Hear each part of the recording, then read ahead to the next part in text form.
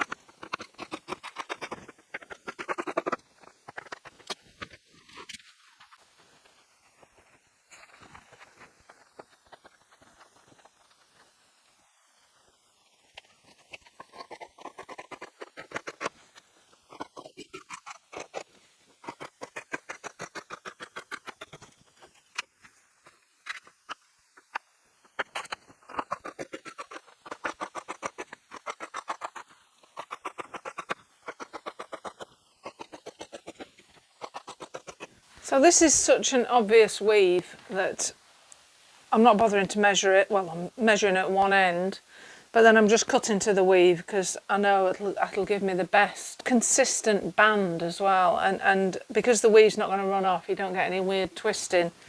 Always worth the effort if you can, if you have the patience to do it.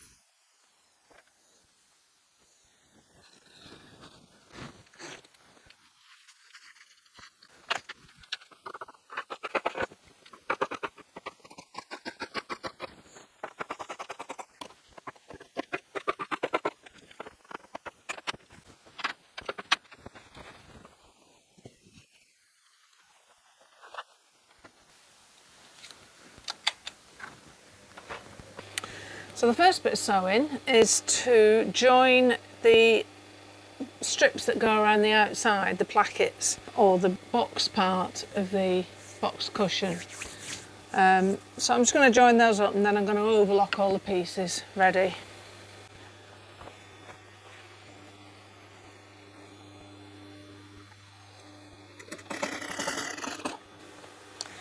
And then rather than coming away, snipping the threads and starting again, I just continue on to the next piece. You've just got to make sure that you're sewing the right side of the fabric so that you get all the seams on one side, on the same side.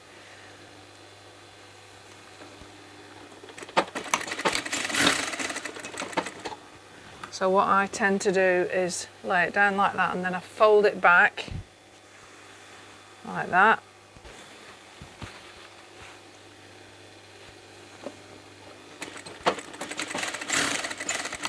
I'll still do a little back tack just to, that's all those pieces, just to keep the edges secure, and then I just simply go along snipping between, and I'll overlock these edges as well as doing all down the sides, each side of there as well. So I'm just going to chuck that over there on the overlocker ready. Now the velvet's be a bit more careful because obviously there's a pile. Now I cut this down the length of the piece, so the pile is running all the way down that way like that. So I'm just going to make sure that I join the pieces on the same, and that too is running that way. So that'll be on there, so I can fold that back, join it on. And of course it's velvet, so it'll want to push and pull me, so just keep a tight hold. And again, fold back. I think that's all. I did most of one strip. I think I could get 6 sides out of one strip and 2 out of this short piece, which is 8 altogether. So I only needed one joining that. Okay, now onto the overlocker.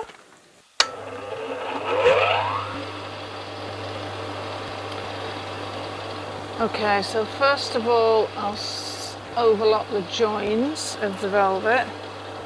Now it's up to you whether you do a join like that or join like, it depends on the thickness. I'm going to open the seams out and join it. You could even do these ends before you join it on the flat machine. Sometimes it's easier, but it doesn't really matter.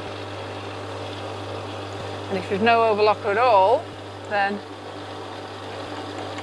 You can use a zigzag, or you can turn the very edge and flat machine over. You can do like a tiny little hem like that and turn that over, but it gets quite bulky if you're not careful.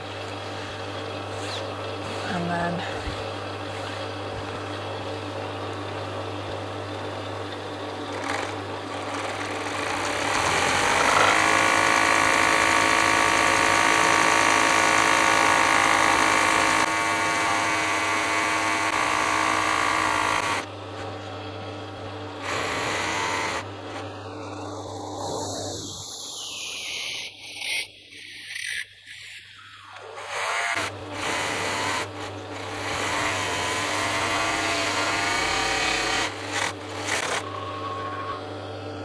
more joins in this one, if I recall. So now I've got a selvage there, but it's so wide I'm not going to rely on that. I'm going to still overlock it just because I find it neater, and the smaller seams always better.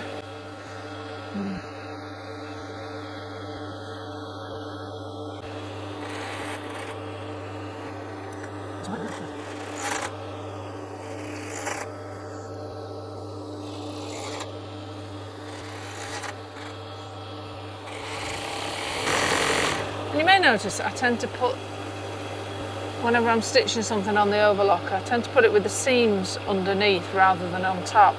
I just find it easier to open it out like that and just lay it on the bed of the machine and run it through.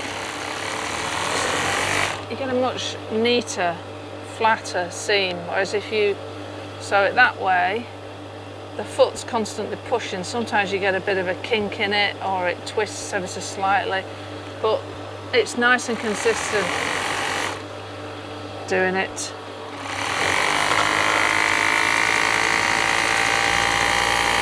With the seam underneath. It's a sort of instinct is to want to put it the right way up so you can see it, but give it a go, because you'll find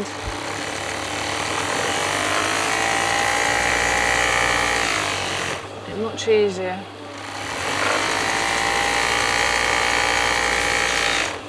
I think that came from making bed linen years ago.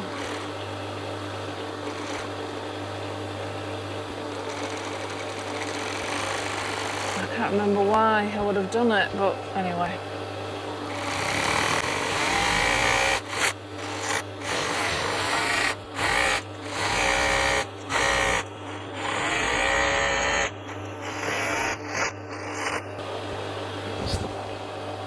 Side piece is done. I'm going to overlock all the faces, and I've done a slightly rounded corner.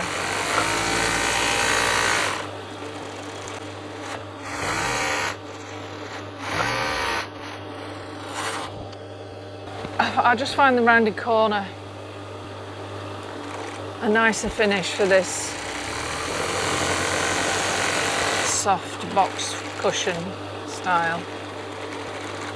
The very sharp corners tend to sort of, they stick out. You don't get that nice sort of plump effect somehow.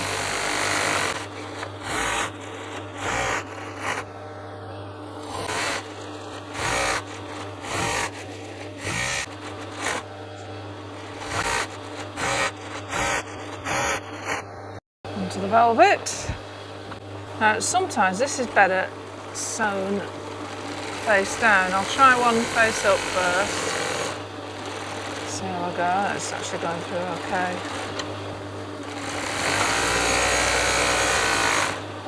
Plus you get a line. See where the machine's caught it. It tends to come out, but I'll try one the other way up. I can avoid that line. I'm not actually going to stitch. It doesn't show on all, it shows on there because it's going against the pile, so it's pushed the pile the other way. But it tends to disappear. I'll try this the other way up, see how it works better. We'll get another line, just a different a different one. It is actually easy to sew this way, so yeah, so you get all that there as well. The teeth. Let's do it. I'll do them velvet up, there's less of a mark.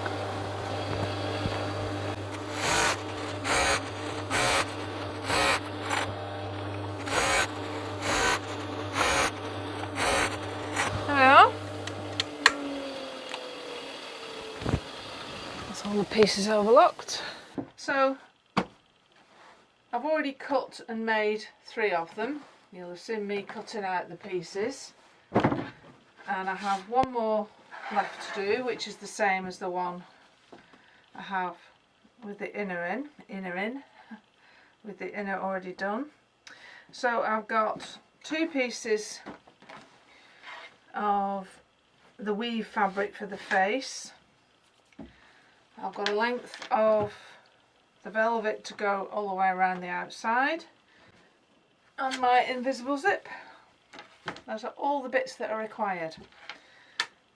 I've cut this, the requested size of the band around the edge was 2 inches or 50mm, so I've cut this 70mm, so I've only got like a centimetre making at each side. And then lengthwise there's enough, there should be plenty. In fact, I think this is probably well long enough. Yeah, see, I've got this extra bit here. And I've cut this down the length of the piece so that the pile is running that way, actually. Which sort of makes it so it doesn't really matter which way around the cushion goes. There's no particular direction with the edge. On the 2 that I did with the velvet on the face, I did these with the pile running down. There's the bottom with the zip. It won't matter if these get twisted around because of the zips, hardly shows anyway. But it's normal practice to make things with the pile down. So that's what I've done on those 2. So the first thing I want to do is I'll put those on my machine. Is I'm going to just put some marks on these 2 pieces, and that's so I can locate the corners and know that they're aligned one on top of the other once I've put the placket around the edge, because otherwise it gets a bit tricky to see. So I'm going to use my vanishing marker. By the time I get to the second piece, these marks will have vanished because it doesn't last that long, this pen. But little tip, if you press it, if you just touch it with the iron, it fixes it for a while, and then you can use the eraser at the other end of the pen to remove the mark eventually, if you need to. I won't even need to on this because they'll be on the edge and on the inside of the cushion by the time I've finished. So I'm just going to put a little mark like that and a matching one on the piece underneath. So the same thing there, mark, mark, mark. It doesn't matter if you don't get these perfectly like in the centre of the curve, as long as they're the same on each. And you know, I'm just going to put bottom there, B for bottom,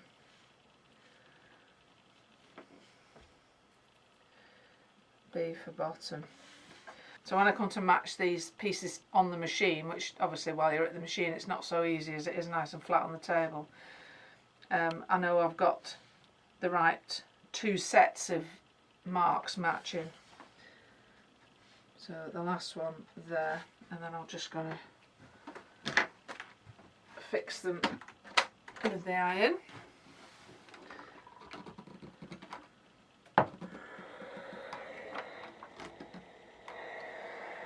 As it happens, this fabric's double-sided, so it won't really matter that I've got a mark on one side of one piece and the other of another, you know what I mean.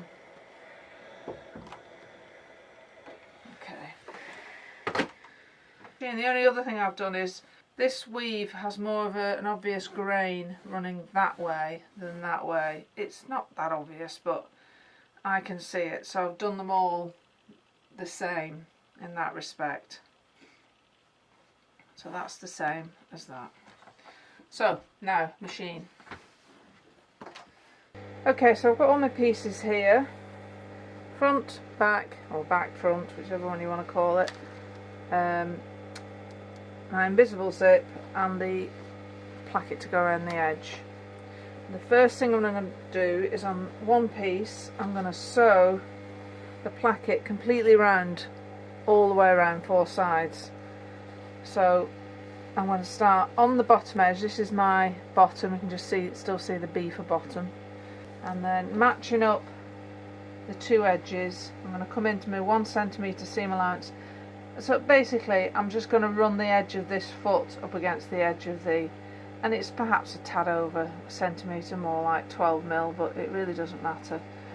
And then starting in from that edge as well, the same sort of distance, so just a couple of back stitches to secure it, and then simple case of sewing it on. Now I've rounded these corners rather than doing a sharp right angle corner, just because I just think it gives a nicer effect. They tend to stick out a bit like ears if you, they don't run smoothly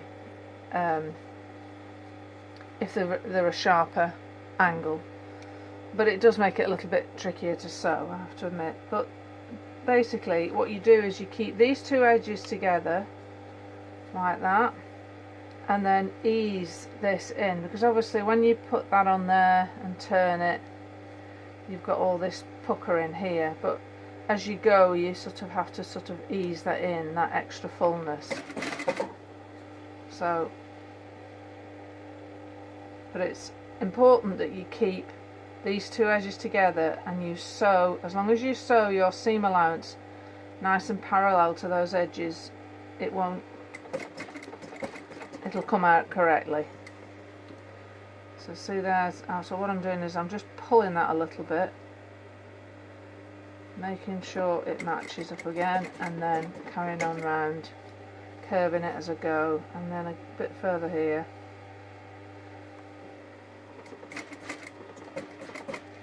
like that, a bit more, and then I'm back to nice easy straight leg again. And you'll see I've kept the stitch line nice and equidistant from the end as I have there all the way around, and the same on this piece here, this curve.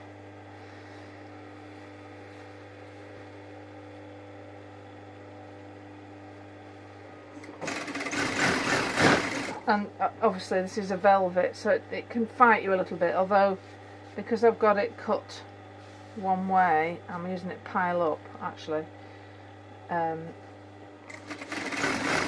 it's not fighting that much, to be honest, otherwise it can push the foot out of the way.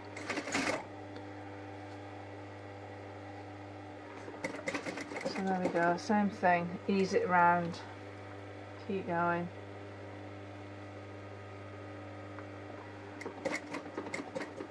It's debatable whether this is actually easier sewn on the other side. Some people do, some people prefer to sew on the other side, but you can't quite see what's going on with this bit, and it's this bit that can be the cause of problems with puckers and things sometimes, so I just personally prefer to sew it where I can see it, so on this side basically.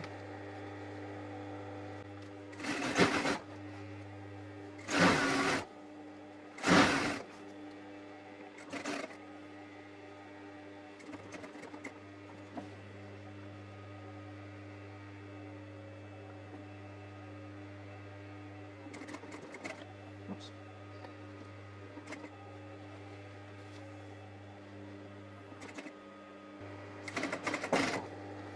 I will knock this camera quite a lot. There's no other way of doing it than to get it really close. I haven't got all the right sort of arms and equipment.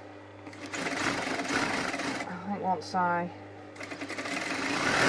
eventually move, which has been the plan for the last couple of years but not worked out, I will have a bigger workroom and be able to set up some arms and brackets and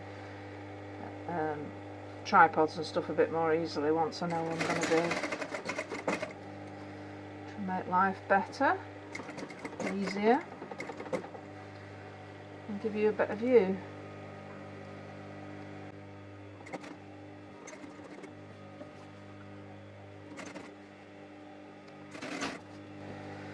Okay, now we're coming up to the other end. So there's two things I want to ensure: that I'm coming at it along the same distance here, and so that my two seams will match. And then I also want to, if the easiest way I find I'm keeping ends tidy, is to fold that back. Keep it nice. You can press that if you want, because it will make it easier. Lay that on top, so then you can see your stitch line that you want to try and emulate and come up to the same. And then when you hit that crease, you can feel the crease there, and when you come up to that crease, just slow down your stitching and just one by one stitch up to the crease, but don't catch the crease. And once you've got that in, you can just do a couple of back tacks to secure it, and then you'll find that you've got got it nice and close together without overlapping. So now we can lay those two edges together like that.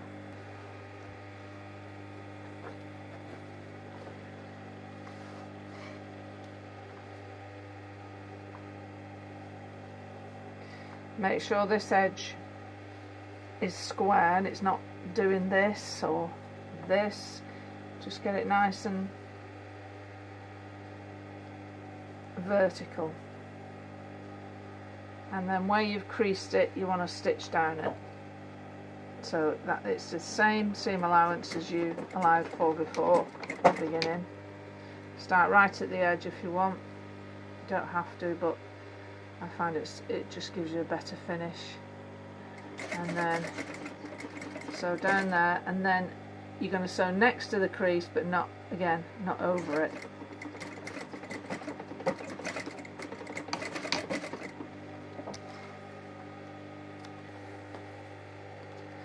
And then trim that off, that excess. You can go back and overlock that if you want. And then just double check that you've got a nice join.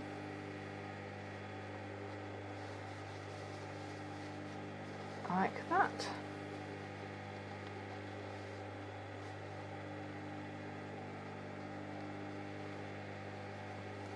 There we go.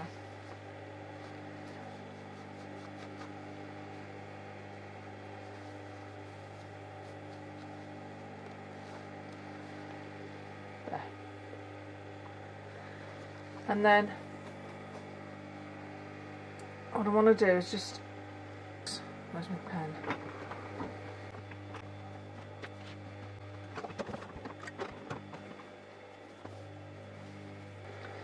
So now I want to transfer these marks, because they're no good down here now, I need them up here. So I simply just sort of by eye trace up the piece, and then once I've got to about here, I can use the weave and I make a mark like that. So same thing, once I've got the weave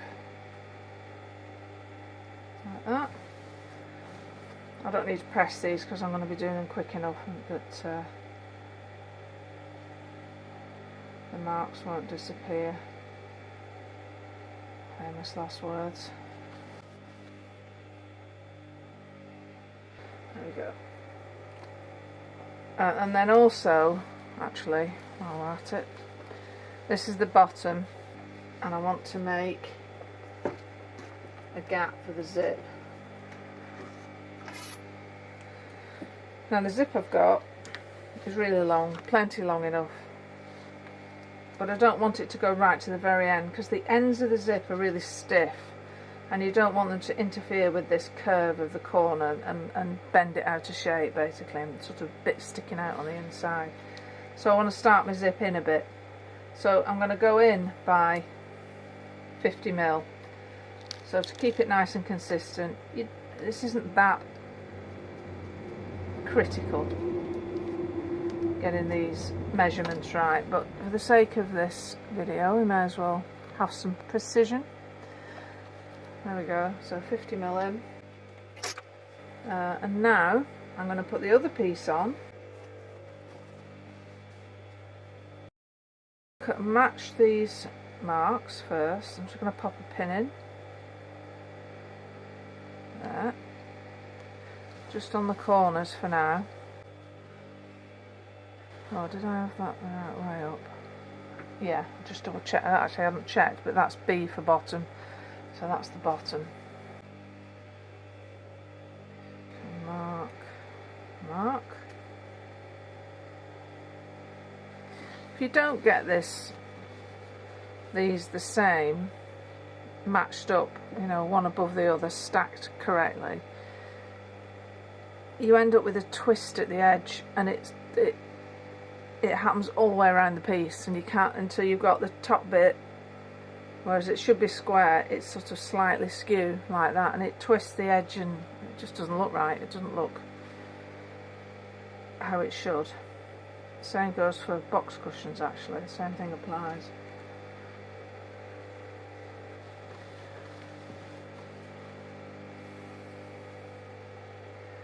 And then once these are pinned, it doesn't matter so much about the marks disappearing. And then in between the pins, because we've got a bit of fullness to lose,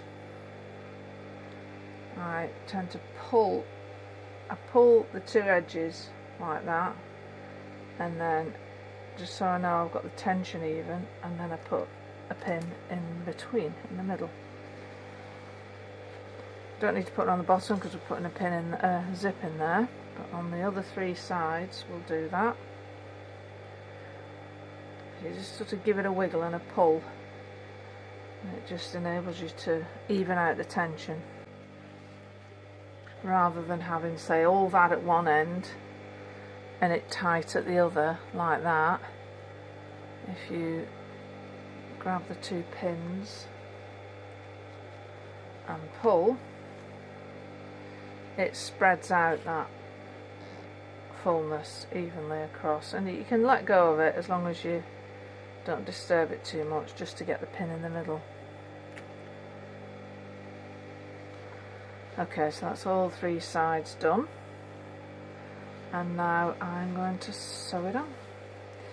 So I'm going to sew it on, leaving a gap for the zip. So starting at that mark there,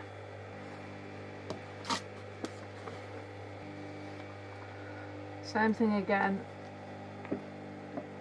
go for that sort of centimetre makings, and then just a couple of back tacks just to secure the end, and start round with your placket piece again. Same principle as the first one, it's just a bit more fiddly because you've got this in the way this time, but you have got at least some pins to work to doing this second side, which makes it a bit easier. So now once I've got almost onto the straight, you'll see I've got a bit of fullness there I need to lose, but so what I'm going to do is I'm going to grab my pin, I'm going to pull it, and that tension and that extra sort of puckering is gone now, so I can then just keeping these edges nicely lined up, and the seam allowance consistent and parallel. I'll come down to my pin, take that out because I don't need it, and then to the next corner same thing applies. Grab the pin,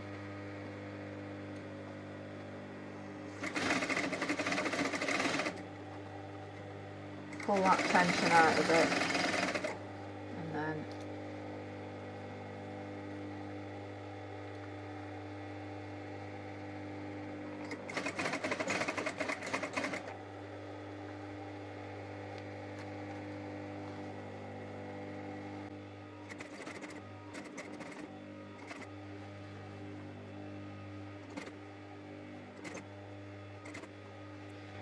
my next straight bit.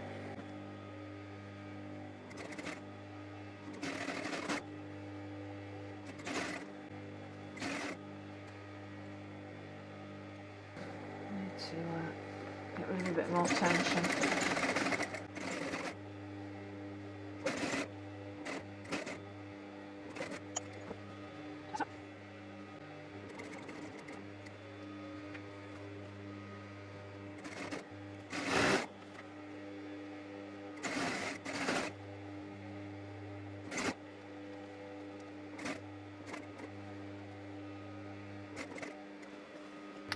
And then we're back to this bit, so I'm just going to pull it right from the other side now, just to make sure I don't get a big sort of one-sided gaping zip hole, for want of a better word. So the tension's pretty evenly spaced.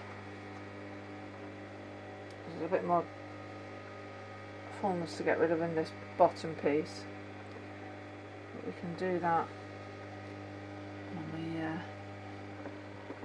come to sew the zip on. Okay, so now for the zip, let's get rid of these tatty ends.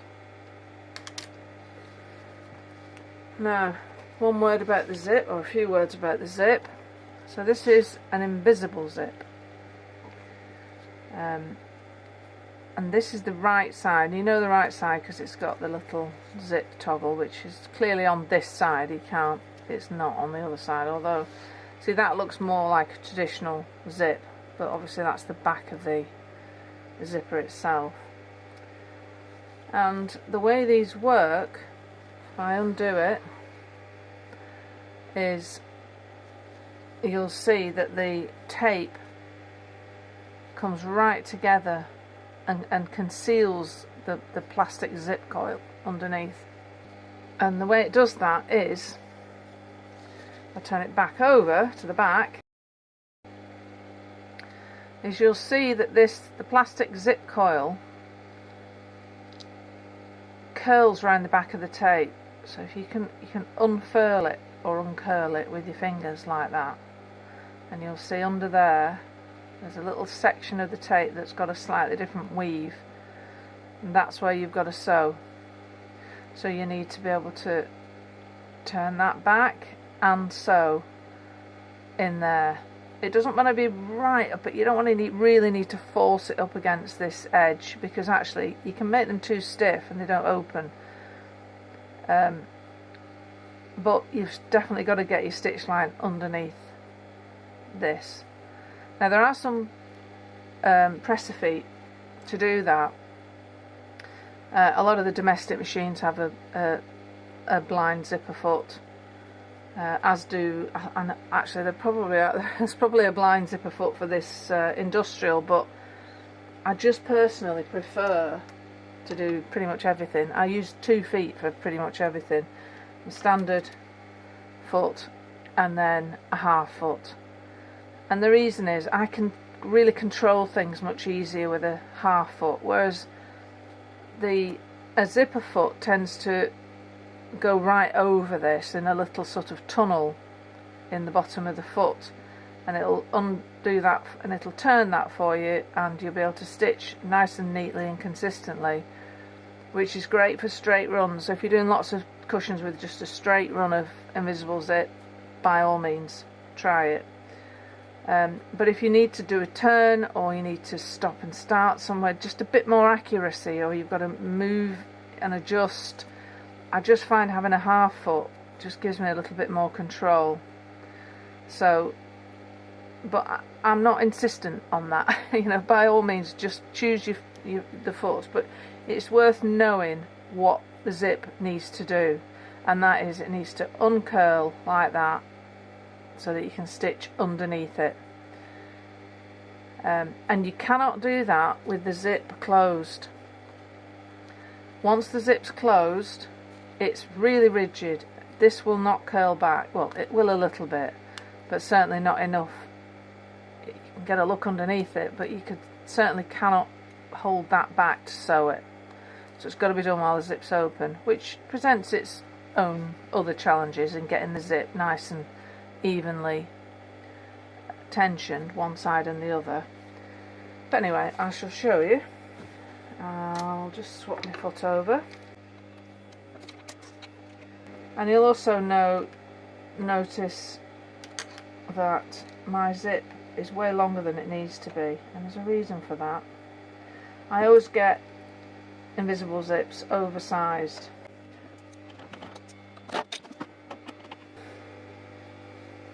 So it's going to go in here, but I mean, look at the size of that. And the reason is, if for instance you've got a zip exactly the right length, so the stops, these little stops here, one there, and that's where we're zipping to, and there was one there, so basically the zip ended there like that. Okay, sewing this bit on at the beginning, but when you get down to here, the zip's got to be open, and if your stoppers are here, you've got to get past this, sew past this, so that you can sew this little tail into here to secure it.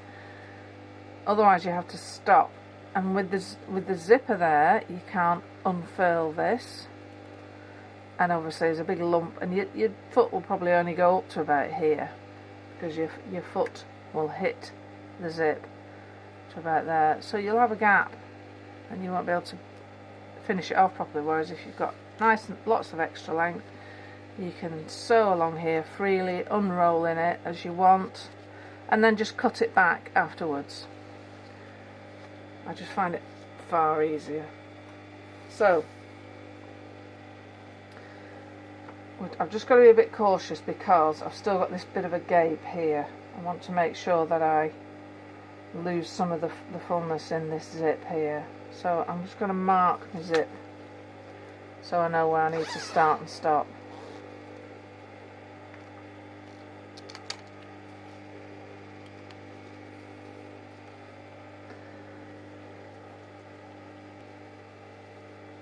So I'm sewing this side on, and I want this stopper to be about a centimetre past this, my opening end, this seam, like that. So I'm just going to mark there and there, and then using this side with a bit of stretch, just to make sure I've got some stretch to lose that. I want it to end there. So I want to make sure that that mark matches that mark when I get down there. Okay, so here we go. So opening the zip, I'm going to sew this side first.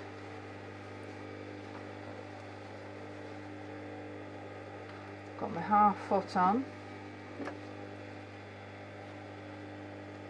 So I just want to match that mark there and there. and then just let the zipper coil sit comfortably up against this edge. See how that's like that? I mean, when you start sewing in here, you're going to have to roll this open, but for this little section it doesn't matter. And then I'll start perhaps a centimetre back from the very end, because I'll probably trim that off, it's probably in the way. So then I come down to here, and already you can see the foot starting to push this back a little bit, but I'll wait till we get onto this section before I start unfurling.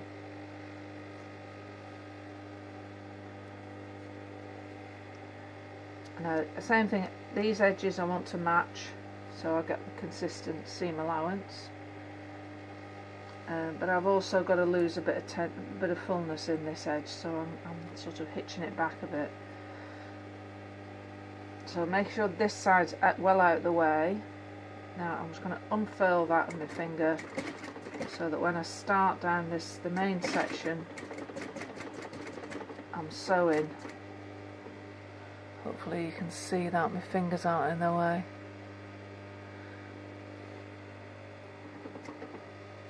In that tape little section bit underneath the zip coil. So laying it on, roll that back. Now what happens is the foot tends to push this up anyway, and you could rely on that, just sort of pushing this up out of the way as you sew. However, without holding it with your fingers, it sometimes has a tendency to sort of drop back against the needle, and you can catch this edge, this bit of tape here, with the needle, and getting one stitch in there is just the most frustrating thing, because then it catches on the zip, you force the zip past it, it breaks the thread, and then you've got a zip that's not stitched in properly. So it's worth the effort to keep holding it back with your fingers as you go. Your fingernails, I tend to use my fingernails.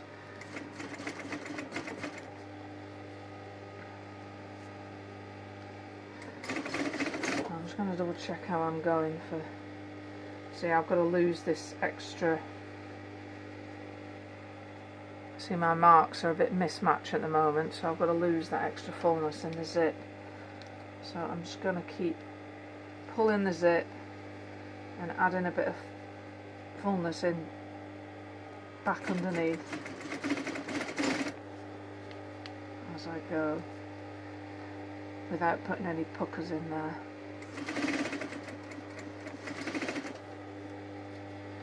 And I'm almost there.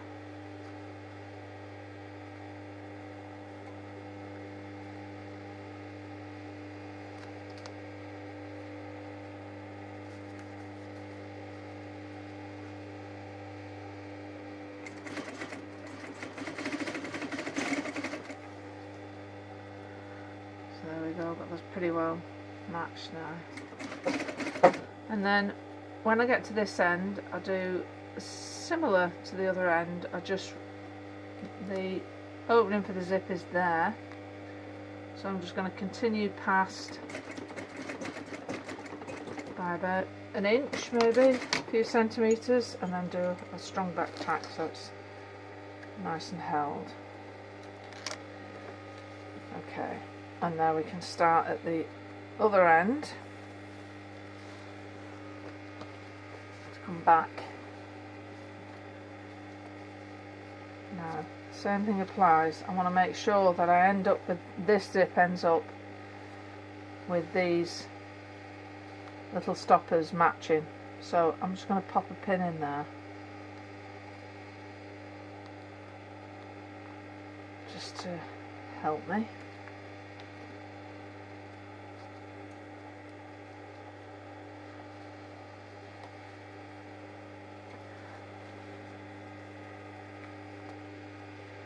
I probably need to stretch this little bit of velvet just to counteract the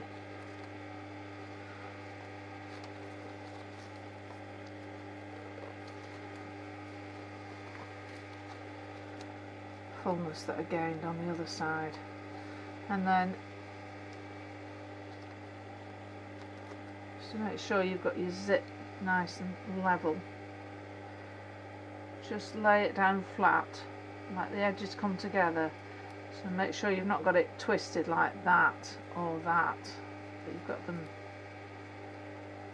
even on both sides. And once you're comfortable, you're happy, then matching where you started this zip or ended this side, which is about there, you do the same on the other side. And then as we come down, just start to open it up again.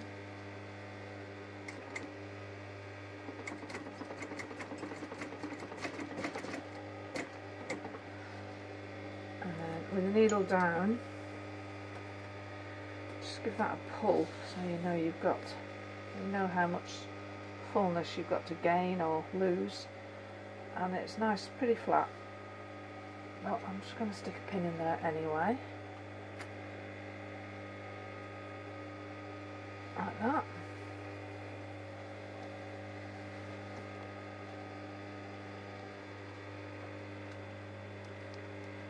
So same thing, roll it back.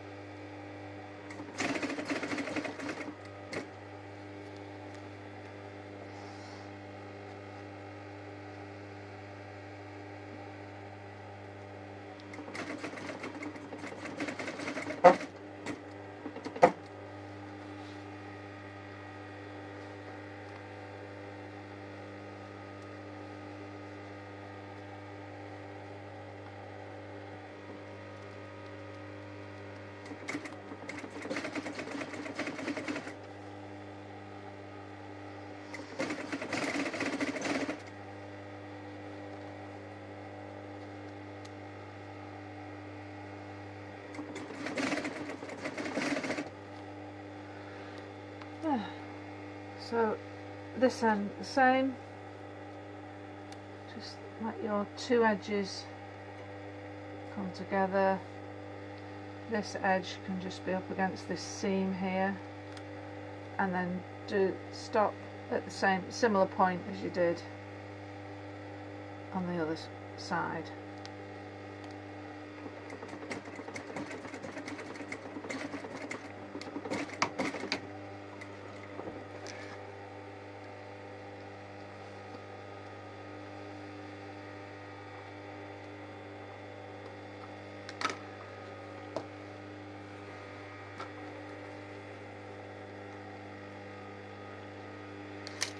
And then you've got to get this zip back onto the other side of this final seam. So make sure the little puller is pointing down. Grab that and pull like that.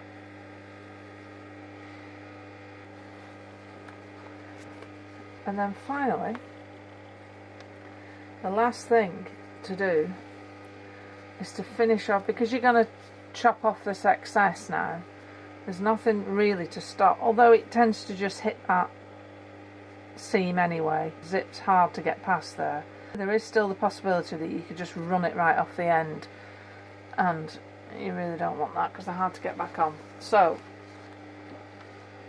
I've still got my half foot on. This is easy with a standard foot, what I can do with this is fold that back so you're out the way of the, and then just sew back and forth over the zip. Now my machine goes through this perfectly fine, being an industrial. Whether a domestic one will, I can't honestly say. So, but don't try it with a metal zip, only do it with nylon zip. Sort of obvious, but you know.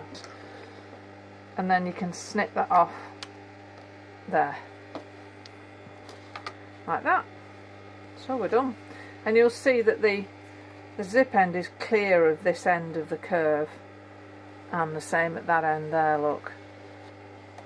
So this isn't going to interfere with this nice shape of this roundness here.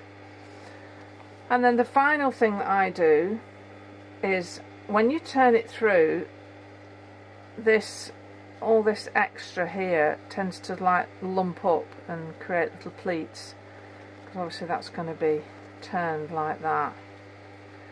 So I snip and notch out actually, and the way I do that is I hold it like that, I create those little pleats, and I can tell, I just do snips like that just to get rid of some of that fullness, and I know 3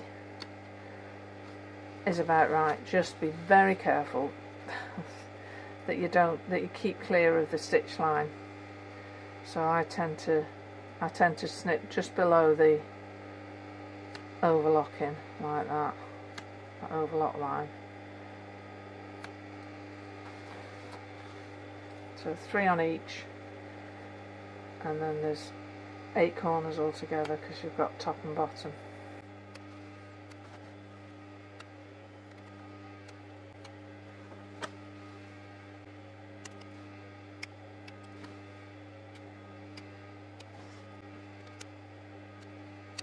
Last one.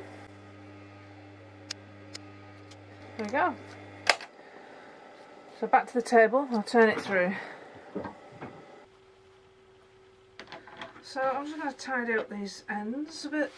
Throw any? Couple. And turn it through, and we're done.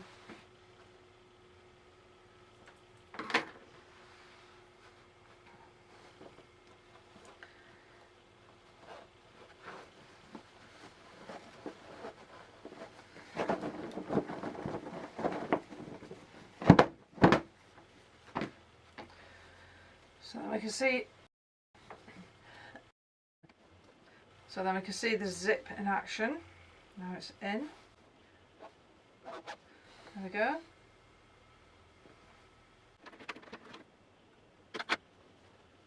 Nicely hidden. Can't see any zip at all. Nice and even. And that extra sort of, that slight variation in fullness just won't show once it's got a cushion pad in it. So we're done, and once we get a cushion in it, which I don't have unfortunately, I'm just making these for the covers, so I've not been asked to supply inners, but it'll be like that. And when I put the cushion in, actually what I tend to do is I orientate the seams so that they are facing down the placket inside.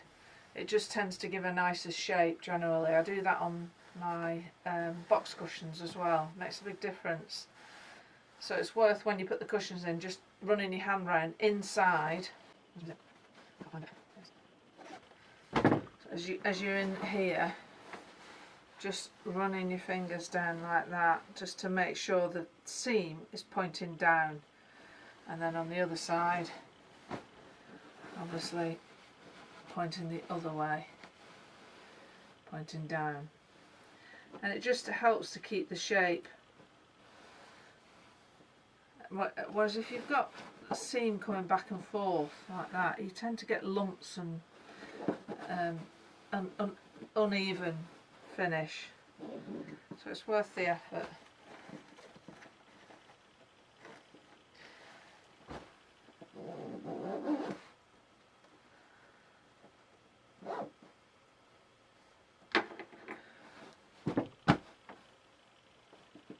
So there we go.